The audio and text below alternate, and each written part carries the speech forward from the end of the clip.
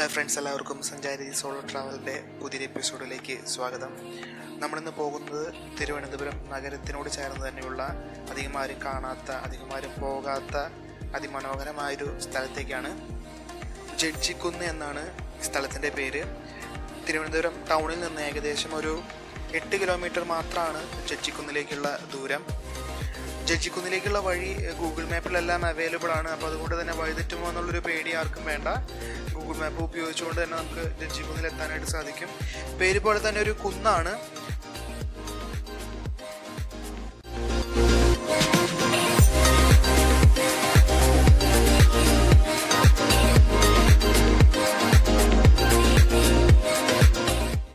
Friends, ജഡ്ജിക്കുന്നിലേക്കുള്ള വഴി ആൾതാമസമുള്ള വഴിയാണ്. എങ്കിലും കുറച്ച് വഴി മുന്നോട്ട് പോയിട്ടുണ്ടെങ്കിൽ ഒരു 500 മീറ്ററോളം ഒരു ഓഫ് റോഡ് എക്സ്പീരിയൻസ് ആണ്. ഈ ഒരു പോയിന്റ് മുതൽ ഓഫ് റോഡാണ്. വീടുകൾ ഉണ്ടായിരിക്കില്ല, ആൾതാമസം ഉണ്ടായിരിക്കില്ല. ഒരു ഒറ്റപ്പെട്ട ഒരു സ്ഥലം പോലെ ആയിരിക്കും. ചെറിയൊരു ഓഫ് റോഡ് എക്സ്പീരിയൻസ് എന്ന് വേണമെങ്കിൽ പറയാം. നമുക്ക് പോകുന്ന വഴിക്ക് തന്നെ തിരുവനന്തപുരം നഗരത്തിൻ്റെ പല ഭാഗങ്ങളും നമുക്ക് കുന്നിൻ്റെ മുകളിൽ നിന്ന് കാണാൻ സാധിക്കും. പക്ഷേ നമ്മൾ ഈ വഴിയിൽ നിർത്തുന്നില്ല, നമ്മൾ നേരെ കുന്നിൻ്റെ മുകളിലേക്കാണ് പോകുന്നത്.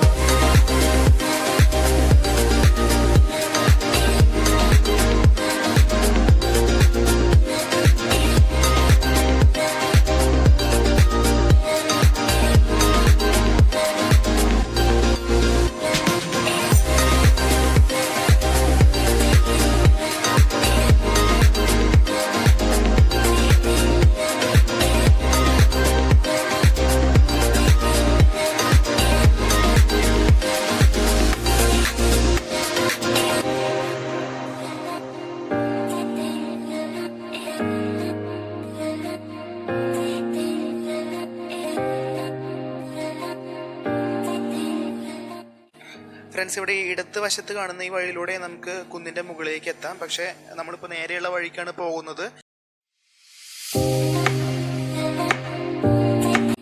കുന്നിൻ്റെ മുകളിൽ എത്തിയിട്ടുണ്ടെങ്കിൽ ഈ കാണുന്നൊരു കെട്ടിടം, ഒരു വീട് മാത്രമാണ് ഇവിടെയുള്ളത്. പിന്നെ മുഴുവൻ ഒരു വലിയൊരു ഗ്രൗണ്ട് പോലെയാണ്. കുന്നെന്ന് പറഞ്ഞാൽ ശരിക്കും ഒരു കുന്ന് തന്നെ, മൺകുന്ന് തന്നെയാണ്. പാറയുടെ ഒരു അംശം പോലും കാണാനില്ല. ഇത് എവിടെയാണ്, എങ്ങനെയാണ് ഒന്നും അറിയാത്തൊരു സിറ്റുവേഷൻ. കാരണം വലിയൊരു ഗ്രൗണ്ടാണ്, ഒരു ഓപ്പൺ സ്പേസ് പോലെയാണ് ഫീൽ ചെയ്യുന്നത്. നമുക്ക് എന്തായാലും വണ്ടി പാർക്ക് ചെയ്യാം.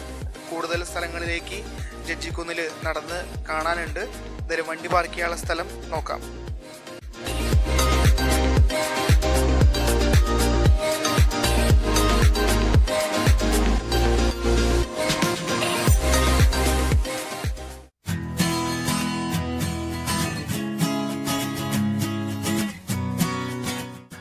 ഫ്രണ്ട്സ്, നല്ല മഴക്കാറുണ്ട്. ഞാൻ ജഡ്ജിക്കുന്നിൻ്റെ മുകളിൽ എത്തുന്നത് വൈകിട്ട് ഒരു 5 മണി സമയത്താണ്. അപ്പോൾ അതുകൊണ്ട് തന്നെ നല്ലൊരു ക്ലൈമറ്റാണ്. അധികം ചൂടൊന്നുമില്ല. മഴക്കാറുള്ളത് കൊണ്ട് തന്നെ ചൂട് കുറവാണ്. മഴ പെയ്യുമെന്നുള്ള ചെറിയൊരു പേടിയുണ്ട്.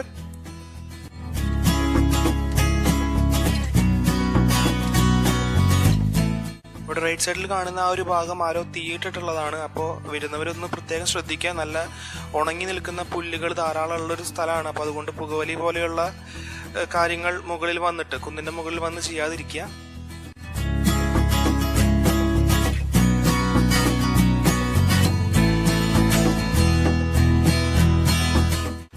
ശരിക്കും ഒറ്റപ്പെട്ട് നിൽക്കുന്നൊരു സ്ഥലം.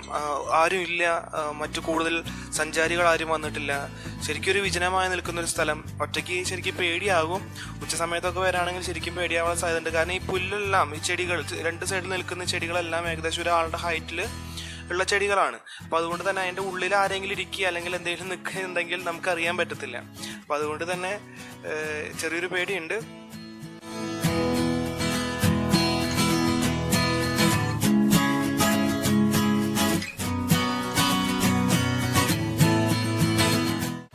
ഇവിടെ ഈ റൈറ്റ് സൈഡിൽ കാണുന്ന ആ മരത്തിൽ കുറച്ച് ചിരടൊക്കെ കെട്ടിയിട്ടുണ്ട്. എന്താണ് സംഭവം എന്ന് അറിയില്ല. വല്ല യക്ഷകളെയും കൊണ്ടുവന്ന് തളച്ചിട്ടുണ്ടാവോ? ഞാൻ ഈ സ്ഥലത്തെക്കുറിച്ച് സംസാരിച്ചപ്പോൾ എൻ്റെ അടുത്ത് കുറച്ച് ആൾക്കാർ പറഞ്ഞിരുന്നു ഇവിടെ പ്രേതത്തെ കണ്ടിട്ടുണ്ട് എന്നുള്ള രീതിയിലൊക്കെ. അപ്പം അറിയില്ല, കാണാൻ പറ്റുമോ എന്നുള്ളത് നമുക്ക് നോക്കാം. ആ ഒരു വഴി വന്നിട്ടുണ്ടെങ്കിൽ നമ്മൾ എത്തുന്നത് ഈ കുന്നിൻ്റെ തന്നെ മറ്റൊരു ഗ്രൗണ്ടിൻ്റെ വശത്തേക്കാണ്. കുന്ന് പ്രധാനമായി 2 ഗ്രൗണ്ടുകളായിട്ടാണ് തിരിച്ചിട്ടുള്ളത്. മറ്റൊരു ഗ്രൗണ്ടിൻ്റെ ഭാഗത്തേക്ക് വന്നു. ഈ ഒരു ഭാഗത്ത് എത്തിയിട്ടുണ്ടെങ്കിൽ ഇവിടെ ധാരാളം പരുന്തുകളുണ്ട്. ഫ്രണ്ട്സ്, ഞാൻ പറഞ്ഞിരുന്നു ജഡ്ജിക്കുന്ന് ധാരാളം പ്രത്യേകതകളുള്ള ഒരു സ്ഥലമാണെന്നുള്ളത്. അതിലൊന്നാമത്തെ പ്രത്യേകത എന്ന് പറയുന്നത് കുന്നിൻ്റെ മുകളിൽ ഈ ഒരു ഭാഗത്തു നിന്നും തിരുവനന്തപുരം നഗരത്തിൻ്റെ നല്ലൊരു വ്യൂ നമുക്ക് കിട്ടും. ഒരു 360 ഡിഗ്രി വ്യൂ എന്ന് തന്നെ വേണമെങ്കിൽ പറയാം. ഇവിടെ നിന്ന് നമുക്ക് കഴക്കൂട്ടം, അതുപോലെ തന്നെ സെക്രട്ടേറിയറ്റ്, നിയമസഭാ മന്ദിരം, അങ്ങനെ പല സ്ഥലങ്ങളും ചെറിയ രീതിയിലൊക്കെ നമുക്ക് കാണാൻ സാധിക്കും. നല്ലൊരു വ്യൂ ആയിരിക്കും.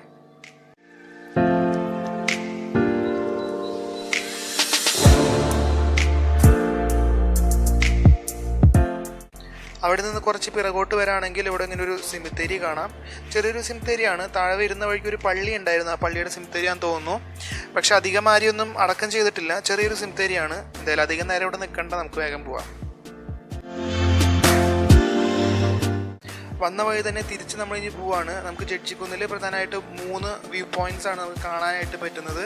ഒന്നാമത്തെ വ്യൂ പോയിന്റാണ് നമ്മളിപ്പോൾ കണ്ടത്. രണ്ടാമത്തെ വ്യൂ പോയിന്റിലേക്കാണ് ഇപ്പോൾ പോകുന്നത്.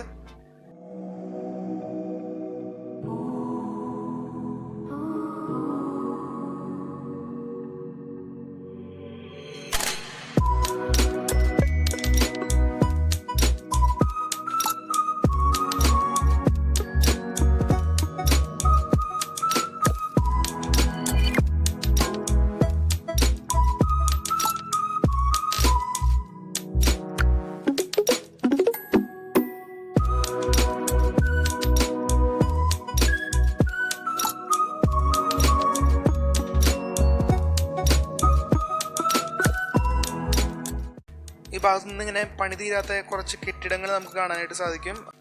കുന്നിൻ്റെ മുകളിൽ നിന്ന് കെട്ടിടത്തിൻ്റെ ഉള്ളിലൂടെ താഴത്തേക്ക് ഇറങ്ങാനായിട്ടൊക്കെ സാധിക്കും. പക്ഷെ നമ്മൾ ജസ്റ്റ് ആ വഴി ഇവിടെ വന്ന് നിന്ന് കണ്ടു എന്നുള്ളൂ. ബിൽഡിംഗ് എന്ന് പറയുന്നത് ആകെ കാട് പിടിച്ച് നിൽക്കുന്നൊരു ബിൽഡിംഗ് ആണ്. ഒരു പ്രേതാലയം പോലെയൊക്കെ തോന്നും. ഈ ഒരു വ്യൂ പോയിന്റിൻ്റെ ഒരു പ്രത്യേകത എന്താണെങ്കിൽ ഇവിടെ നിന്ന് നമുക്ക് കടൽ കാണാനായിട്ട് സാധിക്കും. കടൽ നമുക്ക് ഇത്രയും കൂടിയും ഡീറ്റെയിൽ ആയിട്ട് കാണാനായിട്ട് മറ്റൊരു വ്യൂ പോയിന്റും കൂടി ഉണ്ട്. നമുക്ക് ആ ഒരു വ്യൂ പോയിന്റിലേക്ക് പോവാം.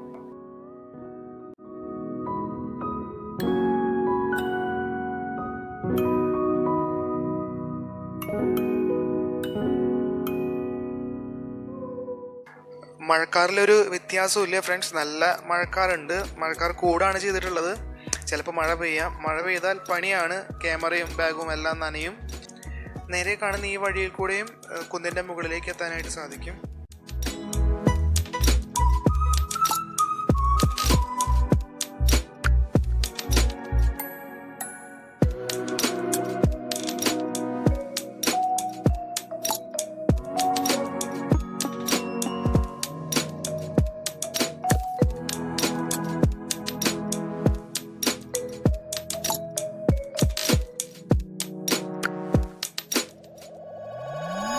നമ്മൾ നേരത്തെ കണ്ട ആ ഒരു കെട്ടിടത്തിന്റെ മുകൾ വശമാണ് റൈറ്റ് സൈഡിൽ കാണുന്ന ആ ഒരു ബിൽഡിങ്.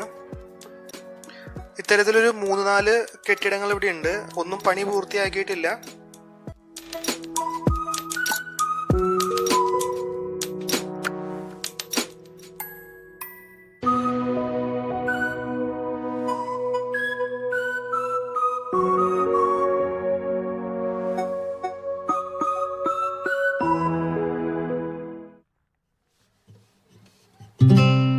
നമ്മളങ്ങനെ 3ാമത്തെ വ്യൂ പോയിന്റിൽ എത്തി. ഗായ്സ്, ഒരു രക്ഷയില്ലാത്തൊരു ആംബിയൻസ് ആണ്. നമുക്കിവിടെ നിന്ന് കടല് കാണാം. കോവളം, ശംഖുമുഖം, അതുപോലെ തന്നെ വേളി, ആ ഭാഗത്തുള്ള കടല് ഭാഗം നമുക്ക് കാണാനായിട്ട് സാധിക്കും. നല്ല ക്ലിയർ ആണ്. നമ്മൾ മുൻപ് കടലുകാണിപ്പാറ പോയിരുന്നു. പക്ഷെ അവിടെ എത്തിയിട്ട് നമുക്ക് കടല് കാണാൻ സാധിച്ചിരുന്നില്ല. പക്ഷേ ആ ഒരു വിഷമം ഇവിടെ വന്നപ്പോൾ തീർന്നു. കാരണം നമുക്ക് കടലിങ്ങനെ നീണ്ടു കിടക്കുകയാണ്.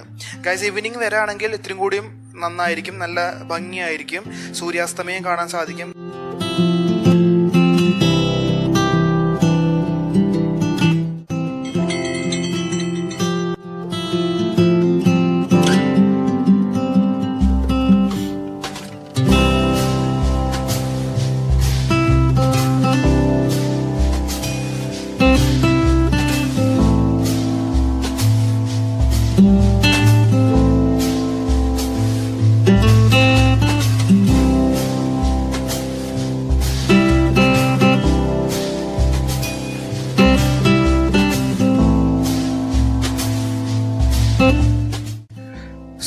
മേഘത്തിൻ്റെ ഉള്ളിൽ നിന്ന് ഇങ്ങനെ വരുമെന്നുള്ളൊരു പ്രതീക്ഷയിൽ നമ്മൾ കുറച്ചു നേരം വെയിറ്റ് ചെയ്തു.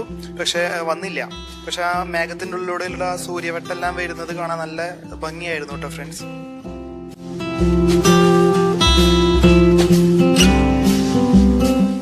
സൂര്യാസ്തമയം കാണാൻ പറ്റില്ലല്ലോ എന്നുള്ളൊരു വിഷമത്തിൽ നമ്മളിങ്ങനെ തിരിച്ച് നടക്കുന്ന സമയത്താണ് മൂന്നാമത്തെ പ്രത്യേകത കാണുന്നത്.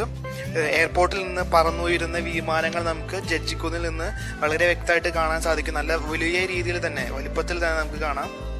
ഞാനുള്ള സമയം 2 വിമാനങ്ങൾ നമുക്ക് ഇങ്ങനെ കാണാനായിട്ട് സാധിച്ചു.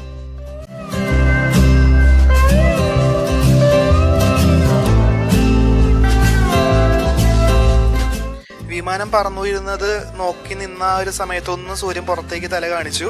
അപ്പോൾ തന്നെ ഫോട്ടോ എടുത്തു, പക്ഷെ വീഡിയോ എടുക്കാനായിട്ട് സാധിച്ചില്ല. ജഡ്ജിക്കുന്ന് വിശേഷങ്ങൾ എല്ലാവർക്കും ഇഷ്ടമായെന്ന് കരുതുന്നു. ഈവനിങ്ങിലെല്ലാം വന്ന് സമയം ചെലവഴിക്കാൻ പറ്റിയ നല്ലൊരു സ്ഥലമാണ്. എല്ലാവരും ചാനൽ സബ്സ്ക്രൈബ് ചെയ്യുക, ലൈക്ക് ചെയ്യുക, ഷെയർ ചെയ്യുക. മറ്റൊരു പ്രകൃതി മനോഹരമായ സ്ഥലവുമായി വീണ്ടും കാണാം. Thank you.